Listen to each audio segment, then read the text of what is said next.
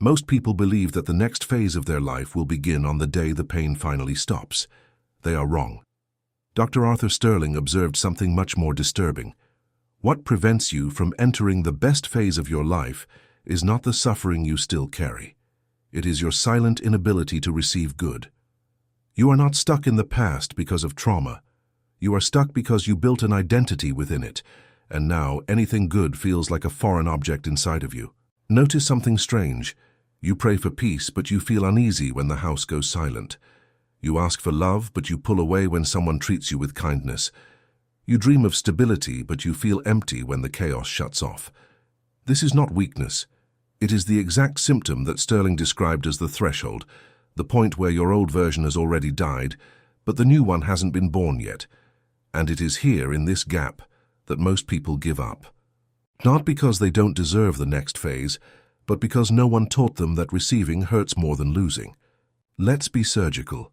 There is a psychological lie that has circulated for decades, the idea that if you heal your trauma, the good life enters automatically, as if it were an equation, as if it were enough to subtract the pain for joy to fill the space. Dr. Arthur Sterling realized this is false. What enters the empty space is not necessarily good. What enters is whatever your unconscious recognizes as familiar. And if your unconscious spent years being trained by scarcity, betrayal, and neglect, it won't open the door to abundance just because you went to therapy. It will open the door to something similar to what it already knows. It's not the trauma holding you back. It's your unconscious musculature for receiving. And that musculature in most people is atrophied. Think of a muscle that has never been used. When you try to use it, it hurts. It trembles. It fails. Receiving a compliment without diminishing yourself, receiving affection without suspicion, receiving money without feeling guilt, receiving rest without feeling like you're stealing something from someone, all of this is muscle. And most people have never trained it. They only trained the opposite, the survival muscle, the endurance muscle, the muscle of never asking. When the next phase of life finally arrives, when the opportunity appears, when healthy love knocks at the door, when peace is finally possible, the body panics. It finds it strange, it rejects it, and you, without understanding why, begin to sabotage. You create conflicts out of nowhere. You invent reasons to be suspicious. You look for flaws where there are none, not because you are ungrateful, but because your internal system was not calibrated for comfort. It was calibrated for combat. And combat, however painful it may be, is what you recognize as yourself. This is the first level of consciousness. When you understand that the problem is no longer the past, but your inability to inhabit a different present, something breaks inside you. But we haven't hit rock bottom yet. Here begins the true discomfort, because what comes next is something no one wants to admit. You didn't just survive the pain, you became it. At some point, without realizing it, the pain stopped being something that happened to you and became what defines who you are. The strong person, the one who endures, the one who doesn't cry, the one who always manages, the warrior, the survivor, the one who understands everyone because they've been through it all. These are not qualities. They are scars that turned into masks. Sterling had a name for this. He said that the social mask can be built from brilliance, but it can also be built from wounds. And the mask built on top of pain is the most dangerous of all. Because while the mask of success can be taken off when no one is looking, the mask of pain is only taken off when the pain ends. And if the pain ends, who are you? This is the question your unconscious asks in silence every night. And it is the question you have been avoiding answering. Think about your nervous system. It doesn't work by logic. It works by familiarity. If for 20 or 30 years it learned that being on alert is being alive, that distrusting is being safe, that expecting the worst is being prepared, it won't abandon that pattern just because your life got better. It will create new problems to keep feeling what it knows how to feel. It will make you fight with those who love you. It will make you get sick when you are finally at peace. It will make you destroy what you built, and you won't even understand why. It's not madness, it's not a curse, it's loyalty. Loyalty to your old way of existing. And this loyalty, Sterling said, is the most underestimated force in the human psyche. People don't resist change because they don't want to change. They resist because changing means betraying the version of themselves that endured. and betraying the one who survived inside of you feels like an impossible ingratitude. The exhaustion you feel even when nothing wrong is happening is not physical tiredness. It is the weight of carrying an identity that has already fulfilled its role and refuses to leave the stage. You are tired of being strong, tired of enduring, tired of being the one who understands, and at the same time, you are afraid of who you would be without it.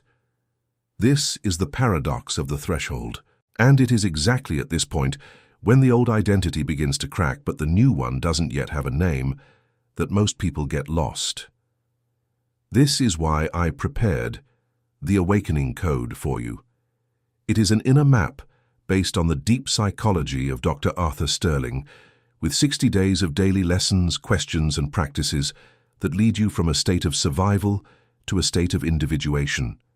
You read the lesson, perform the micro-action, and record in your journal what the unconscious reveals. It is not theory, it is a passage. It is the practical way to become who you truly are before the threshold swallows you. The guide is in the first pinned comment below this video. If you feel this message arrived at the exact moment, comment only the word passage and record that you have accepted to begin. What few understand is that this identity built on pain has a hidden benefit. It protects you from the exposure that comes with happiness, because as long as you are suffering, no one demands anything else from you. No one asks why you didn't do it. No one questions what you are waiting for. You have an excuse. Pain is the perfect excuse. When the pain leaves, the excuse leaves with it, and then you finally have to live. There is a very specific moment in the healing process where something strange happens. You realize you already understand your past. You have already mapped your patterns. You already know where every fear, every block, every toxic relationship came from. You have become, without noticing, an expert on yourself. And yet, your life doesn't take off. This is not a failure of the process. This is the sign that you have finished one stage and are standing at the border of the next. Sterling used to say that the problem for most modern people is not a lack of self-knowledge. It is an excess of it without corresponding action. You analyze, you reanalyze, you reconstruct, you replay every childhood scene. You understand every trigger, and that understanding becomes a new prison, more sophisticated, more elegant, but still a prison. Because understanding why you can't receive love is not the same as receiving love. Understanding why you sabotage yourself is not the same as stopping the sabotage. There is a brutal difference between healing and living. Healing is a past process. Living is a present movement, and the present is the most terrifying place in the human experience because it is the only place where there is no safety net. In the past, you know what hurt. In the future, you can plan what you will do. But in the present, you are naked, exposed, without a map. Most people would rather spend their entire lives analyzing the past than run the risk of living in the present, because analyzing gives a false sense of control. You are doing something. You are being productive in your pain. You are organizing the chaos. But deep down, you are just postponing the moment when you will have to stand up and simply walk. This postponement has a brutal cost. Every year you spend studying your trauma without living your life is a year in which your unconscious understands that life is too dangerous. Every therapy session that turns into rumination is a confirmation that you are not ready yet. And ready never arrives, because it is not an internal state. It is an external choice. It is a movement. It is an act. Living after a long time of surviving is like learning to walk again. You stumble, you feel ridiculous, you wonder if what you are doing is right. But the only way to learn to live is by living. There is no theoretical life. There is no simulated happiness. There is a moment when you must close the book, close the notebook, close the session, and simply open the door. Dr. Arthur Sterling gave a name to this process of becoming fully who you are. Individuation. It is not self-improvement. It is not a better version of yourself. Individuation is the opposite of the mask. It is the process by which you stop living for others and begin to live from your real center. And this process, according to Sterling, has a specific painful phase that he called the threshold. The threshold is the most misunderstood place in the psyche. It is the gap between who you were and who you are not yet. It is the empty room between two houses. It is the clothes you took off before putting on the next ones. In this gap, you have no identity. You don't know how to recognize yourself. You look in the mirror and feel nothing. You talk to people who have known you for years, and they seem like strangers. Your old passions no longer move you, but the new ones haven't been born yet. Here is the cold truth no one tells you. The threshold is not a problem. It is the most important phase of your entire life. It is the soul's decompression room. And if you don't pass through it consciously, you will run back to your old identity just to feel like someone again. Most people confuse the threshold with depression. They confuse it with an existential crisis. They confuse it with burnout. And they immediately rush to treat the symptom. They take medication. They go on a trip. They change jobs. They start a new relationship. Anything to fill the void. But the void is not there to be filled. The void is the work. The void is where the new version is gestated. You don't leave the threshold by accelerating. You leave the threshold by allowing the old to die, allowing the unknown to approach, allowing your life to take a shape you cannot yet predict. And this permission is everything that is missing in you. It is no longer knowledge, it is no longer analysis, it is permission. Don't be confused. Allowing is not passivity. Allowing is the most active courage there is, because allowing means letting go of control, letting go of the security of the old form, letting go of knowing who you are. And for someone who spent their whole life building an identity on top of pain, letting go of that identity feels like death. It feels like betrayal. It feels like disappearing. But it is only a passage, and no important passage in human history happened without this phase of disorientation. It is the mark that something true is reorganizing itself inside you. Therefore, if you are in this gap now, pay attention. The awakening code was built exactly to guide those who are at the threshold. 60 days, lesson by lesson, micro-action by micro-action, so that you don't lose courage or run back to the old version. The guide is in the first pinned comment. Do not delay. Those who freeze at the threshold go back. Those who cross it are reborn. And now we come to the core, to the part few have the courage to look at. There is within you a silent loyalty to the one who suffered, a loyalty that was never conscious, but that governs almost everything you do. You will not get better than your father got. You will not be happier than your mother allowed herself to be. You will not earn more than your family carried, not because you can't, but because your unconscious understands that surpassing those marks is abandoning those who formed you. Sterling observed this with terrifying clarity. People don't sabotage themselves by accident. They sabotage themselves out of love, unconscious love, distorted love, but love. They stay small so as not to make anyone feel too big alone. They stay sick so as not to betray the family that got sick together. They stay poor so as not to shame those who never had anything. They stay alone so as not to seem too arrogant. It is not weakness. It is a silent pact, signed even before you had words to understand what you were signing. And this loyalty goes beyond family. You are loyal to the version of yourself that endured, that child who held back tears, that teenager who learned to fend for themselves, that young adult who promised never to depend on anyone. They brought you here. They protected you. And now you need somehow to say goodbye to them, but the goodbye feels like betrayal. Because of this, when something better appears in your life, a part of you fills with joy, but another deeper part fills with guilt. Guilt for prospering. Guilt for resting. Guilt for being loved. Guilt for having what others didn't have. This guilt doesn't come from outside. It comes from within. It comes from your loyalty to the old self. It comes from the invisible contract you signed to survive. And as long as that contract is active, any improvement will only be temporary. You will get the job and lose it. You will start the relationship and destroy it. You will earn the money and spend it in strange ways. You will conquer peace and create internal wars to escape it. Not out of incapacity, out of loyalty. Breaking this contract requires a conscious act. It's not enough to want to change. You must literally authorize yourself to betray who you were. And this authorization is perhaps the most difficult act of adult life, because the old self won't go quietly. It will scream. It will remind you of everything it did for you. It will accuse you of ingratitude, and you will have to answer it with serene firmness. Thank you for bringing me this far, but I don't need you anymore. There is a cruel engineering in the human unconscious. It confuses familiar with safe, and this confusion is the root of almost every self-sabotage you have ever committed.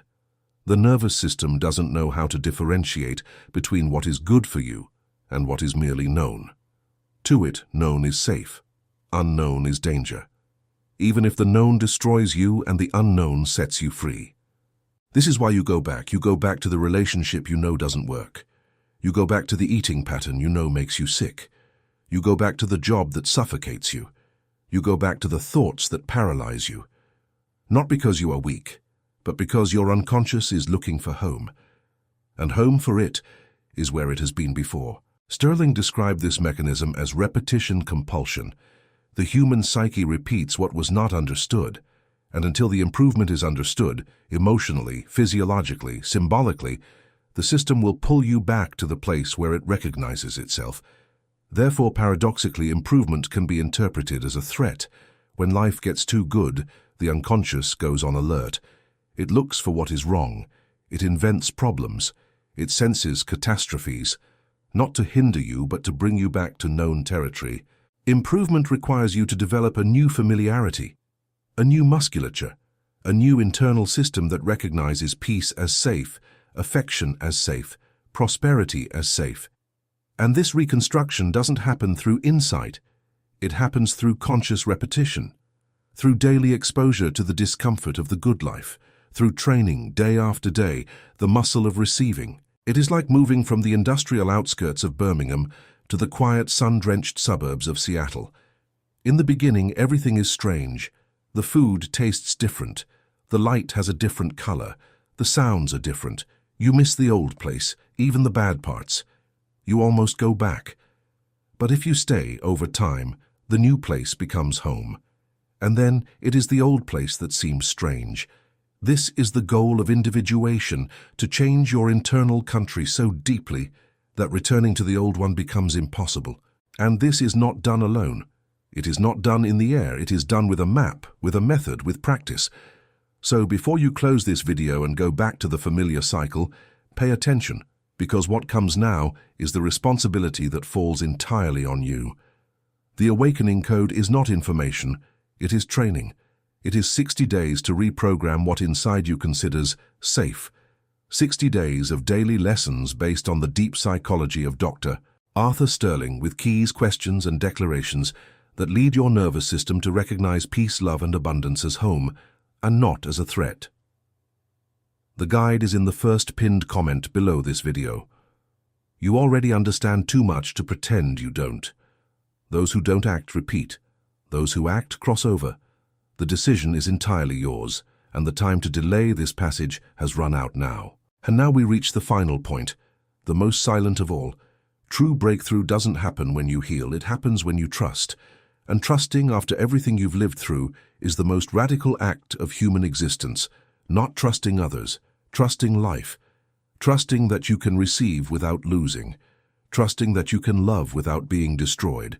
Trusting that you can rest without collapsing. To reach this trust, you must bury the old version of yourself. Not forget it. Bury it, name it, honor it, and let it go. Sterling said that all real transformation requires grief. The grief for the person you were, the one who endured, the one who stayed silent, the one who sabotaged themselves, the one who survived. They deserve a goodbye. They deserve recognition, and they deserve the rest of no longer having to be in command. The new version of you is not an improved version. It is a different version.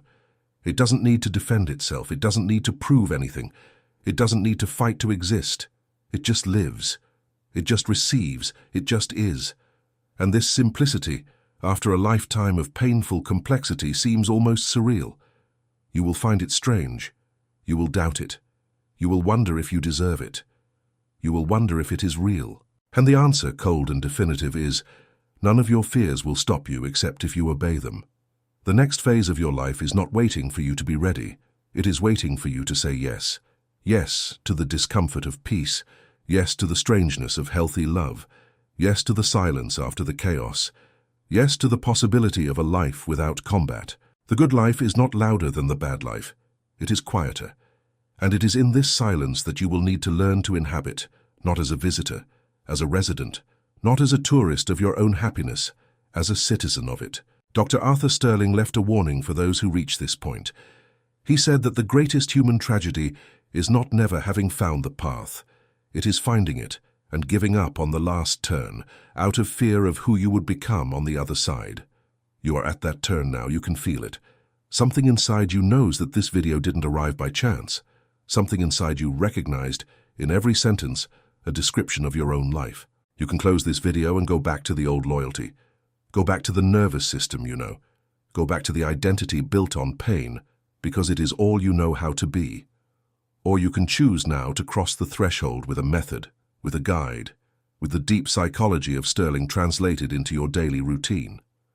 The awakening code is in the first pinned comment, not as a promise of healing, but as a map for the passage.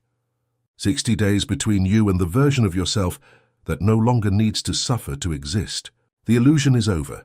You know too much now. You can no longer pretend you don't know. The choice is in your hands, and it will not wait.